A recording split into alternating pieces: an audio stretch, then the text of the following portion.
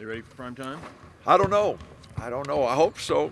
We're going to find out. It's going to be a much different atmosphere than playing at home, and you know, I hope our guys are ready to take a.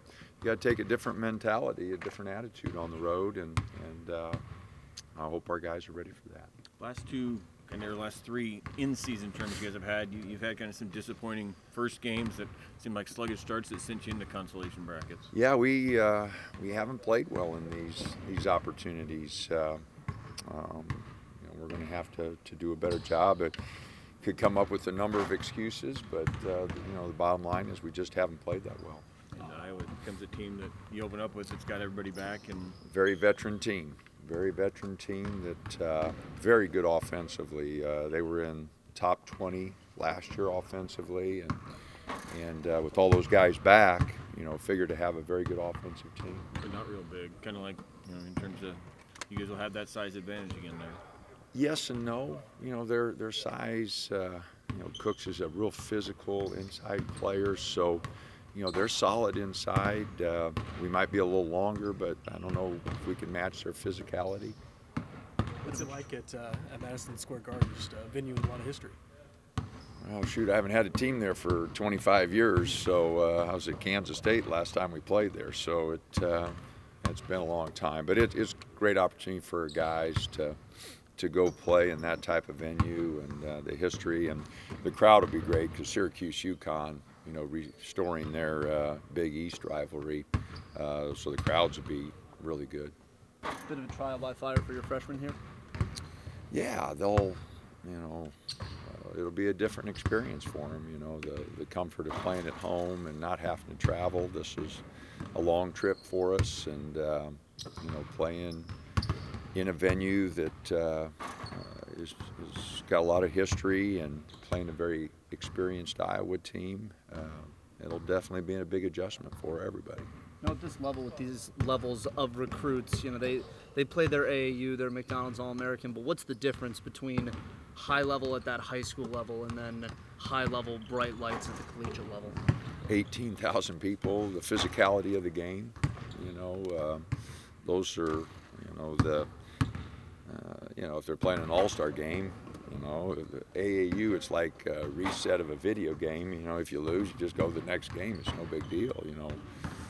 Here, winning and losing is kind of a big deal, you know. So I hope they understand the difference. But, you know, just the people and, you know, the difference in the mentality of winning and losing. And, again, Iowa's a very experienced team, and that will cause difficulties for us on, you know, a game being played on November 15th. Where do you think you guys are at from a conditioning standpoint when you have the cross-country trip plus back-to-back days of games? Just yeah, you know, I hope that's where, you know, playing 8-9 guys, you know, will help us.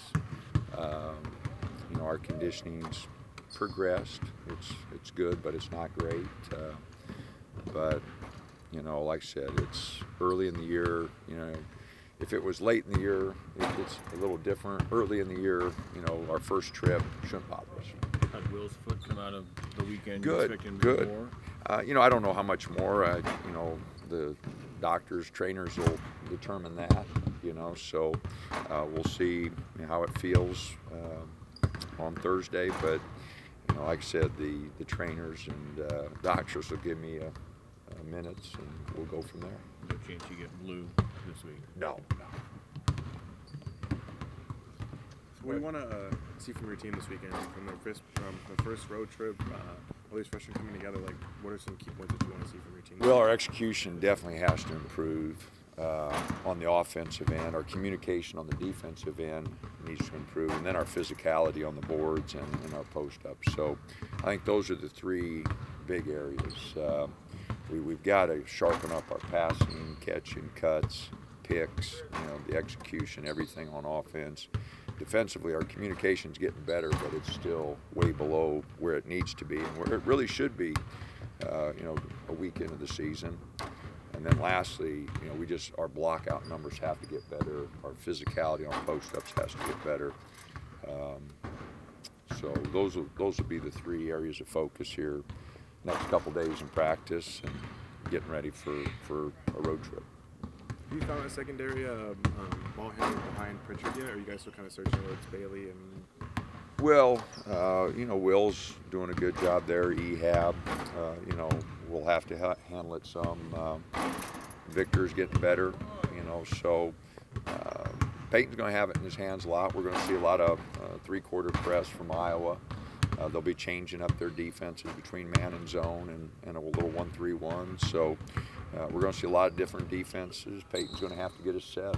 We depend on Peyton quite a bit, and you know, Ehab's going to have to grow into a little bit more of that role, and so will Will. Question about Kenny Wooten and Francis. They seem to have really good form on the free throw line, but they're underneath when they're getting the ball close to the basket. They don't seem to shoot it. They seem to often almost shot put it instead of shooting the ball. Well, they're both working on their jump hook, which is a shot that they can get over anybody. You know, they're working at it. Kenny never was a real big offensive player, getting started late. He's always kind of depending on his defense and rebounding. Francis, his numbers are really good. You know, he's posting up strong. We're getting it into him, shooting that little jump hook. So they're doing a good job of that.